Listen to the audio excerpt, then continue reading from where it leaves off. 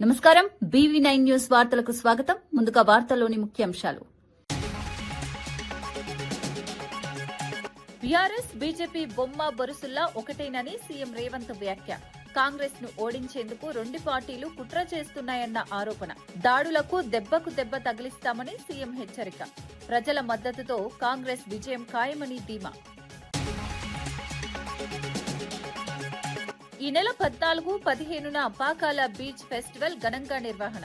Helicopter boat, పారా రైడింగ్లతో పర్యాటక ఆకర్షణ. Beach volleyball, kabaddi సాంస్కృతిక కార్యక్రమాల ఏర్పాటు. బీచ్ ఫెస్టివల్ తో పర్యాటక అభివృద్ధికి ఊతమన్న మంత్రి.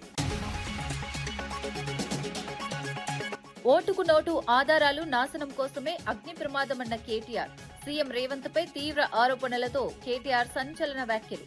మున్సిపల్ ఎన్నికల వేళ పన్నాగం జరిగిందన్న అనుమానం. ల్యాబ్ ఘటనపై నిష్పక్షపాత విచారణ కోరిన కేటీఆర్. ఎమ్మెల్యే ఆరవ శ్రీధర్ వ్యవహారంలో వీణ మరో వీడియో విడుదల. డిప్యూటీ సీఎం పవన్ కళ్యాణ్ ను కలవాలన్న వీణ విజ్ఞప్తి. తప్పు తనదైతే శిక్షకు సిద్ధమని వీడియోలో స్పష్టం. మహిళా భద్రత, న్యాయం అంశాలపై ప్రభుత్వ స్పందన డిమాండ్. నూజివీడు IIITలో చాగంటి కోటేశ్వరరావు సందర్శన. విద్యార్థులకు నైతిక విలువలపై చాగంటి సందేశం. బాలికల సంఖ్య ఎక్కువగా ఉండటం గర్వకారణమన్న వ్యాఖ్య. క్రమశిక్షణ విలువలతోనే ఉన్నత స్థాయికి చేరుతామని పిలుపు. ఫోరెన్సిక్ ల్యాబ్ అగ్ని ప్రమాదాన్ని సీఎం రేవంత్ రెడ్డితో అనుసంధానం చేస్తూ కేటీఆర్ చేస్తున్న వ్యాఖ్యలు పూర్తిగా నిరాధారణమైనవని ఎంపీ చామల కిరణ్ కుమార్ రెడ్డి అన్నారు. రాజకీయంగా ఎదుర్కోలేక మున్సిపల్ ఎన్నికల్లో ఓటమి భయంతో కేటీఆర్ విష ప్రచారానికి దిగారని మండిపడ్డారు. ఫోన్ ట్యాపింగ్ కేసులో కేటీఆర్ కుటుంబమే విచారణను ఎదుర్కొంటోందని గుర్తు చేశారు. ఫోరెన్సిక్ ల్యాబ్ అగ్ని ప్రమాదం వెనుక నిజంగా ఎవరి హస్తముందో సమగ్ర విచారణ జరగాలని డిమాండ్ చేశారు. నిర్ధారణ లేని ఆరోపణలతో ప్రజలను తప్పుదోవ పట్టించాలనే ప్రయత్నం బీఆర్ఎస్ చేస్తోందని విమర్శించారు. కాంగ్రెస్ ప్రభుత్వం పారదర్శకంగా వ్యవహరిస్తోందని, నిజాలు బయటకు వస్తాయని ధీమా వ్యక్తం చేశారు. ఏ స్థాయికి దిగజారిన కేటీఆర్ నిన్న ఏదో అగ్ని ప్రమాదము ఫోరెన్సిక్ ల్యాబ్ లో జరిగితే రేవంత్ రెడ్డి గారి ఓటుకు నోటు కేసుకు ముడిపెట్టి మున్సిపల్ ఎన్నికల సమయంలో తెలంగాణ ప్రజలను పక్కదో పట్టించి మిమ్మల్ని మీరు చేసిన దరిద్ర పాలన మర్చిపోయి మీరు చెప్పే మాటలలో ప్రజలు పడిపోయి రేవంత్ రెడ్డి గారి మీద విష ప్రచారం చెల్లి మీకు ఓట్లు వస్తాయనుకోవడము ఎంత మూర్ఖత్వం ఇది. ఏం మాట్లాడుతున్నావో పొద్దున్న లేస్తే నిద్ర పట్టక ఇప్పుడు మున్సిపల్ ఎన్నికలలో కూడా ఈ చింతపండు ఇద్దని తెలిసిపోయి ఏదో అబాండాలు వేయాలని ఫోరెన్సిక్ ల్యాబ్ లో ఒకవేళ ఏదన్నా జరిగితే మీ టేపులు మీరు మాట్లాడిన మీ ఫోన్ ట్యాపింగ్ కు సంబంధించినవి అవన్నీ కూడా ఎవిడెన్స్ ఉంటాయి అలా. ఇలా నాకేం డౌట్ వస్తుంది తెలుసా, నీ అంతా నువ్వు ముందే వచ్చి రేవంత్ రెడ్డి మీద అభియోగాలు వేసినావు అంటే అసలు నీకేమన్నా అస్తం ఉందా? ఎందుకంటే మన చరిత్ర మొన్ననే మీరు అధికారంలో పోతుర్రని తెలిసి December 4వ తారీఖు నాడు ఎప్పుడైతే కౌంటింగ్ జరిగి కౌంటింగ్ లో మనం ఓడిపోతున్నామని తెలిసిన నిమిషంలో స్పెషల్ ఇన్వెస్టిగేషన్ బ్రాంచ్ ల సీసీ కెమెరాలు బంద్ చేసి మొత్తం పలగొట్టి ఆ ఇజ్రాయెల్ నుంచి తెచ్చిన పరికరాలన్నీ పలగొట్టి పెగాసిస్ పరికరాలు మీరు ఫోన్ ట్యాపింగ్ చేసినాయి. డాక్యుమెంట్లన్నీ ఎవిడెన్స్ లేకుండా కాల్ చేసి మిగిలిన తీసుకొని మూసినదిలో పడేసిన చరిత్ర నీది. ఇవాళ ఏమైనా జరిగితే ఈ ఫోరెన్సిక్ ల్యాబ్ లో గనుక ఏదన్నా కుట్ర ఉంటే ఆ కుట్ర మీ తరపు నుంచే ఉండాలి. ఎందుకంటే మీ మీద ఎంక్వైరీ జరుగుతుంది కాబట్టి ఏం మాట్లాడుతున్నావు? ముఖ్యమంత్రి రేవంత్ రెడ్డి గారికి ఫోరెన్సిక్ ల్యాబ్ లో మిమ్మల్ని ఎండగట్టనికే ఫోరెన్సిక్ ల్యాబ్ కు పంపించినటువంటి ఎవిడెన్స్లే ఉంటాయి అలా. కాబట్టి తెలంగాణ ప్రజల్ని 24 గంటలు నువ్వు మీ బావ ఇద్దరు కలిసి పొద్దునోడు మధ్యాహ్నమోడు రాత్రోడు వీలైతే ప్రెస్ మీటు లేదంటే ట్విట్టరు లేదంటే చిట్ చాట్లు పెట్టి పనికిరాని మాటలు మాట్లాడితే మీకు ఎట్టి పరిస్థితిలో ఓట్లు వేయరు. తెలంగాణ, మహారాష్ట్ర మధ్య జల వివాదాలు కేసీఆర్ చొరవ వల్లే పరిష్కారమయ్యాయని మహారాష్ట్ర సీఎం దేవేంద్ర ఫడ్నవీస్ వెల్లడించారు. 2015లో కేసీఆర్ తనను కలిసి నీటి వివాదాలను స్నేహపూర్వకంగా పరిష్కరించుకుందామని కోరారని తెలిపారు. అంతకుముందు 25 ఏళ్లుగా ఉమ్మడి ఆంధ్రప్రదేశ్కు, మహారాష్ట్రకు మధ్య నీటి సమస్యలు కొనసాగేవని గుర్తు చేశారు. తెలంగాణ రాష్ట్రం ఏర్పడిన తర్వాత కేసీఆర్ చరిత్రలో తొలిసారి ఎలాంటి గొడవలు లేకుండా ఇరు రాష్ట్రాల మధ్య నీటి ఒప్పందాలు కుదుర్చుకున్నారని ప్రశంసించారు. పరస్పర సహకారంతో జల సమస్యలకు పరిష్కారం కనుగొనడం దేశానికే ఆదర్శంగా నిలిచిందన్నారు. రాష్ట్రాల మధ్య సఖ్యతకు ఇది మంచి ఉదాహరణగా నిలిచిందని ఫడ్నవీస్ పేర్కొన్నారు. मैं महाराष्ट्र का मुख्यमंत्री था 2015 में तेलंगाना के मुख्यमंत्री चंद्रशेखर राव साहब मेरे पास आए और उन्होंने मुझे निवेदन किया कि हमको गोदावरी का पानी दीजिए, गोदावरी का पानी मिलेगा तो हमारा तेलंगाना सुजलाम सुफलाम होगा।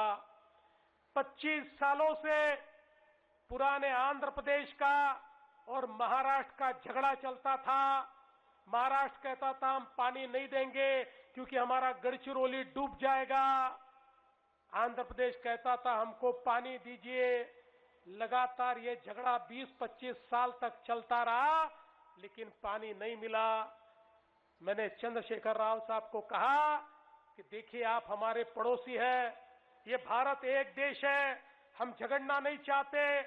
तेलंगाना में रहने वाले लोग भी मेरे भारत के लोग हैं। अगर उन्हें पानी मिलता है तो मुझे बहुत खुशी है, मैं पानी देने को तैयार हूं।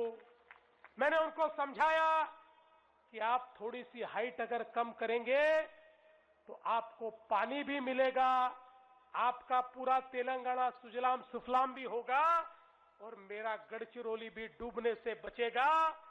और उसके बाद हमने समझौता తిరుమల లడ్డూ ప్రసాదం కల్తీ నెయ్యి వివాదంపై వైసీపీ ప్రజలకు బహిరంగ క్షమాపణ చెప్పాలని సూళ్లూరుపేట ఎమ్మెల్యే విజయశ్రీ డిమాండ్ చేశారు. ఈ అంశంపై ఆమె ఆధ్వర్యంలో భారీ నిరసన ర్యాలీ నిర్వహించారు. గత వైసీపీ ప్రభుత్వ హయాంలో నెయ్యిలో రసాయనాలు, సింథటిక్ పదార్థాలు వాడి హిందువుల మనోభావాలను దెబ్బతీశారని ఆరోపించారు. సిట్ విచారణలో ఈ నిజాలు వెలుగులోకి వచ్చాయని పేర్కొన్నారు. భక్తుల విశ్వాసాలతో ఆడుకోవటం క్షమించరాని నేరమని ఆమె మండిపడ్డారు. అప్రవిత్తతకు కారణమైన వారిపై కఠిన చర్యలు తీసుకోవాలని, దేవాలయాల పవిత్రతను కాపాడాల్సిన బాధ్యత ప్రభుత్వానిదేనని స్పష్టం చేశారు.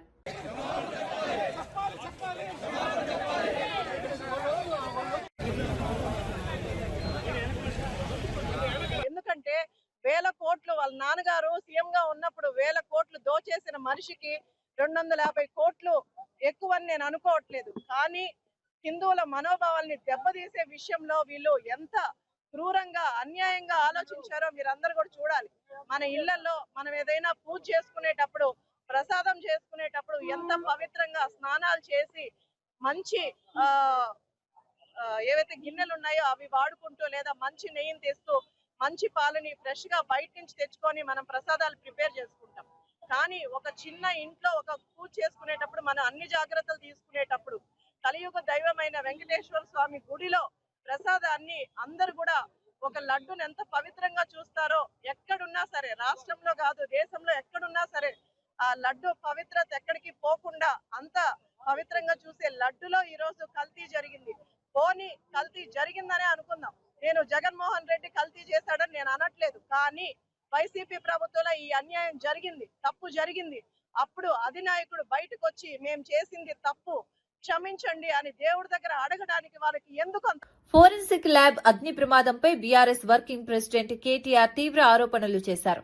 ఓటుకు నేటు కేసు ఆధారాలను నాశనం చేసేందుకే సీఎం రేవంత్ రెడ్డి ఈ అగ్ని ప్రమాదాన్ని చేయించారని ప్రజలు అనుకుంటున్నారని వ్యాఖ్యానించారు. అల్లు అర్జున్ జులై సినిమాలో బ్రహ్మానందం దొంగతనం చేసిన వెంటనే పట్టుబడినట్లే రేవంత్ రెడ్డి కూడా దొరుకుతారని ఎద్దేవా చేశారు. ఒక నేరస్తుడే సీఎం హోంమంత్రిగా ఉన్నాడని ఆరోపించారు. మున్సిపల్ ఎన్నికల బిజీలో అందరూ ఉన్న సమయంలో ఈ పన్నాగం పన్నారని అనుమానం వ్యక్తం చేశారు. ఈ అంశంపై నిష్పక్షపాత విచారణ జరగాలని డిమాండ్ చేశారు. రాష్ట్రంలో నిన్న ఫోరెన్సిక్ ల్యాబ్ ఏదైతే తగలబడ్డది అని వార్త వచ్చిందో, ఇవాళ రాష్ట్రంలోని ప్రతి ఒక్కరు అనుకుంటా ఉన్నారు ఖచ్చితంగా ఆ రోజు ఓటుకు నోటు దొంగతనంలో తాను అడ్డంగా దొరికిపోయిన కేసు ఏదైతే ఉందో ఆ కేసులోని ఆధారాలన్నీ భద్రపరచబడ్డ ఫోరెన్సిక్ ల్యాబొరేటరీని రేవంత్ రెడ్డే తగలబెట్టించిండు అని రాష్ట్రంలోని ప్రతి ఒక్కరూ ఇవాళ భావిస్తూ ఉన్నారు. ఎందుకంటే ఒక నేరస్తుడే ఇవాళ ముఖ్యమంత్రి అయినాడు. మరి ఆ నేరస్తుడు సహజంగా ఆయననే హోంమంత్రి. ఆ హోంమంత్రి కిందనే ఉండేది పోలీసు వాళ్ళు. ఈ ఫోరెన్సిక్ ల్యాబ్ ఇవన్నీ కూడా ఆయన కిందకే వస్తాయి. అందుకే ఏం చేసిండు, మరి తానే స్వయంగా కుట్రబన్ని మనందరం మున్సిపల్ ఎన్నికల్లో బిజీగా ఉన్నప్పుడు మరి అక్కడ ఇవాళ ఈ కుట్రకు పాల్పడి మొత్తానికి ఆధారాలన్నీ లేకుండా శాశ్వతంగా ఈ కేసులోంచి బయటపడేందుకు ఒక పన్నాగం పనినట్టుగా మేమందరం కూడా అనుమానిస్తూ ఉన్నాం. నిన్న జరిగింది ప్రమాదం కాదు, నిన్న జరిగింది అగ్ని ప్రమాదం కానే కాదు, అనుకోకుండా జరిగింది అంతకంటే కాదు, ప్రకృతి వైపరీత్యం కాదు. ఆ మధ్యకాలంలో అల్లు అర్జున్ గారిది ఒక సినిమా వచ్చింది, జులాయి అని. ఆ సినిమాలో బ్రహ్మానందం గారు ఉంటారు, ఆయన దొంగ పాత్ర. అందులో ఆయనకు ఒక డైలాగ్ ఉంటుంది, ఏమంటే బ్రహ్మానందం గారు అలా దొంగతనం చేస్తాడు కానీ 10 నిమిషాలనే దొరికిపోతాడు. రేవంత్ రెడ్డి కూడా అంతే, ఈయన కూడా దొంగనే కానీ 10 నిమిషాల్లో దొరికిపోతాడు. జనగణనతో పాటు కుల గణన కూడా చేపట్టాలని కమ్యూనిస్టులు డిమాండ్ చేశారు. కడపలో నిర్వహించిన సమావేశంలో ఈ అంశాన్ని స్పష్టం చేశారు. అణగారిన వర్గాలకు నిజమైన న్యాయం జరగాలంటే కులగణన తప్పనిసరి అని అభిప్రాయపడ్డారు. రాజకీయాల్లో అన్ని కులాలకు సముచిత ప్రాతినిధ్యం ఉన్నప్పుడే సామాజిక సమానత్వం సాధ్యమన్నారు. మతోన్మాదం, కులోన్మాదానికి కమ్యూనిస్టులు వ్యతిరేకమని స్పష్టం చేశారు. ఎన్నికల హామీలను అమలు చేయకుండా రాజకీయ పార్టీలు ప్రజలను మాయమాటలతో మోసం చేస్తున్నాయని విమర్శించారు. ప్రజాస్వామ్య స్ఫూర్తిని కాపాడేందుకు ప్రజలంతా చైతన్యవంతులుగా నిలవాలని పిలుపునిచ్చారు. అదేవిధంగా తెలంగాణ, కర్ణాటక, తమిళనాడు లాగా ఆంధ్రప్రదేశ్లో కూడా బీసీ జనాభా ప్రాతిపదికపైన రానున్నటువంటి ఎన్నికలు జరపాలని డిమాండ్ చేస్తూ భారత కమ్యూనిస్ట్ పార్టీ సిపిఐ నేతృత్వంలో పెద్ద ఎత్తున జనగణనలో కులగణన చేపట్టాలని మేము డిమాండ్ చేస్తూ ఉన్నాం. ఇది కేవలం ఒక ఆంధ్రప్రదేశ్ వరకే కాదు, భారత రాజ్యాంగం గుర్తించినటువంటి అన్ని హక్కులను కూడా సమాన ప్రాతిపదిక పైన వారి జనాభాను బట్టి ఇవ్వాలనేటువంటిది భారత కమ్యూనిస్ట్ పార్టీ ఇటీవల చండీగఢ్లో జరిగినటువంటి సిపిఐ జాతీయ మహాసభల్లో మేమింత మాకెంత అనేటువంటి నినాదాన్ని అన్ని స్థాయిల్లో కూడా తీసుకొని పోవాలనేటువంటిది మా ప్రధానమైనటువంటి లక్ష్యంగా ఈరోజు ఇలాంటి కార్యక్రమానికి మేము శ్రీకారం చుట్టడం జరిగింది.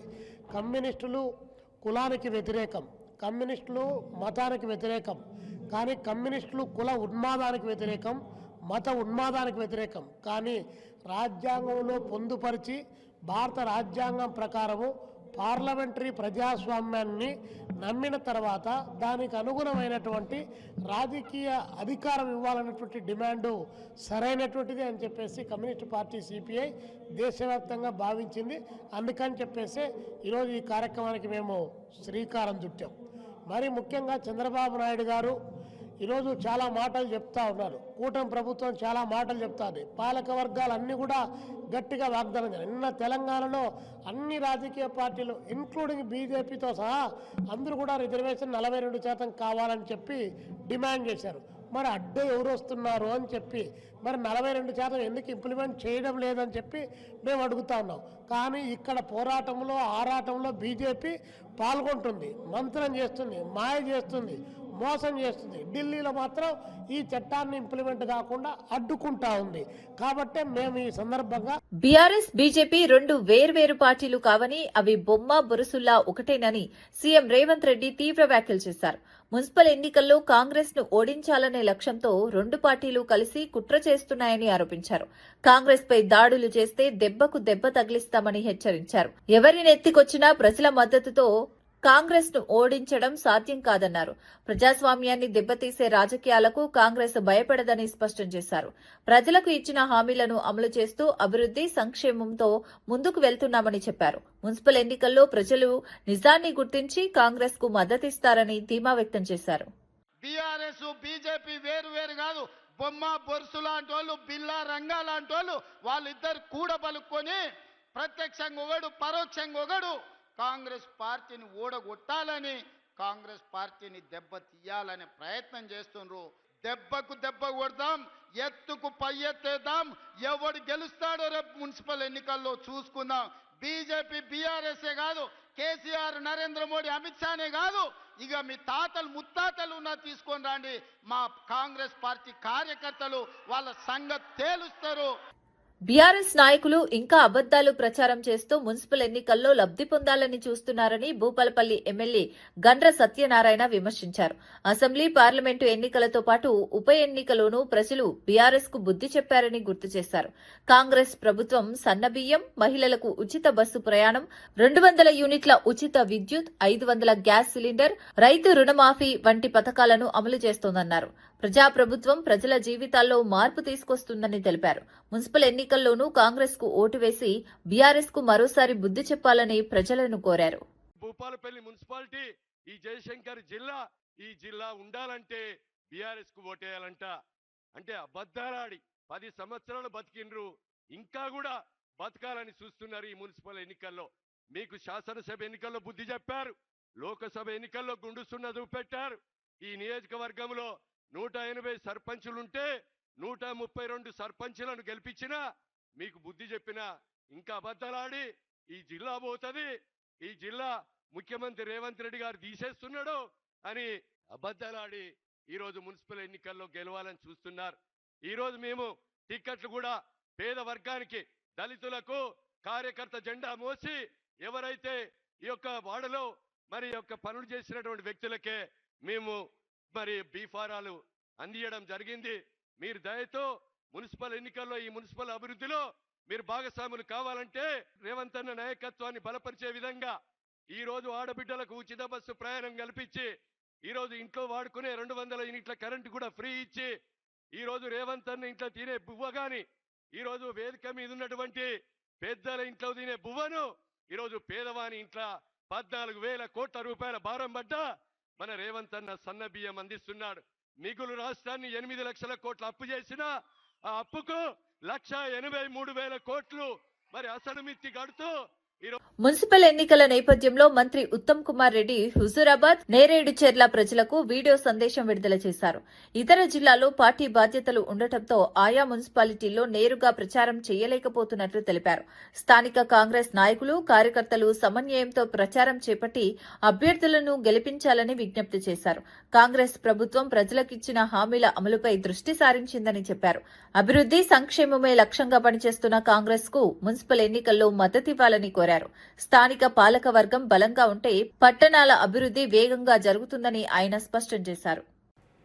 ఈ మున్సిపల్ ఎన్నికల సందర్భంగా నాకు వేరే జిల్లాలో బాధ్యత ఇచ్చారు కాబట్టి నేను కోదాడ మున్సిపాలిటీ, హుజూర్నగర్ మున్సిపాలిటీ, నేరేడుచెర్ల మున్సిపాలిటీలో ఉధృతంగా ప్రతిరోజు ప్రచారంలో పాల్గొనలేకపోతున్నాను.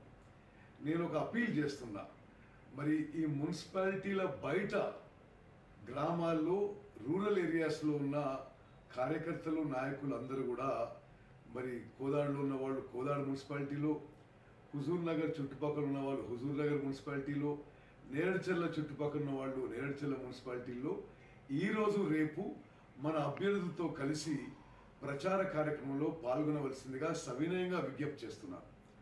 అదేవిధంగా మరి ఈ 2 నియోజకవర్గాల్లో మరి మీరు గ్రామీణ ప్రాంతాల్లో ఉన్న, ఊర్లలో ఉన్న ఈ మున్సిపాలిటీస్లో మీకు పరిచయం ఉన్న వాళ్ళు, మీ బంధుమిత్రులకి మన అభ్యర్థులకి ఓటు వేయాల్సిందిగా మీరు వారికి రిక్వెస్ట్ చేయమని చెప్పి మిమ్మల్ని నేను కోరుతున్నాను.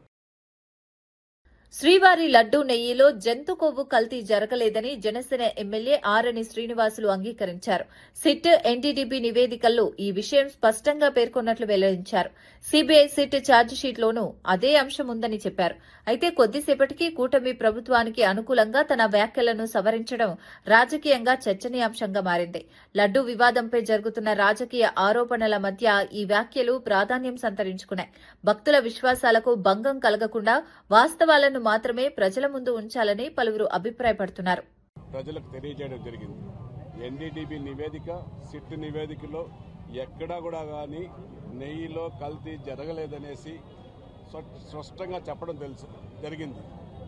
ఇది నచ్చక ఒక అబద్ధాన్ని పదే పదే చెప్తే అబద్ధం నిజమవుతుందనే ఒక మూర్ఖత్వంతో తాడేపల్లిలో ఉన్న జగన్మోహన్ రెడ్డి, ప్యాలెస్లో ఉన్న జగన్మోహన్ రెడ్డి, వారి ముఠా నాయకులు, వారి నాయకులందరూ కూడా కలిసి గత 5 ఏళ్ల కాలంలో నెయ్యిలో కల్తీ జరగలేదు అనేసి చెప్పడం జరిగింది. ఒక పక్కేమో 4 సంవత్సరాలు తిరుమల తిరుపతి దేవస్థానంలో చైర్మన్గా పనిచేసిన నూజివీడు ఐఐటీని ప్రముఖ ప్రవచనకర్త చాగంటి కోటేశ్వరరావు సందర్శించారు.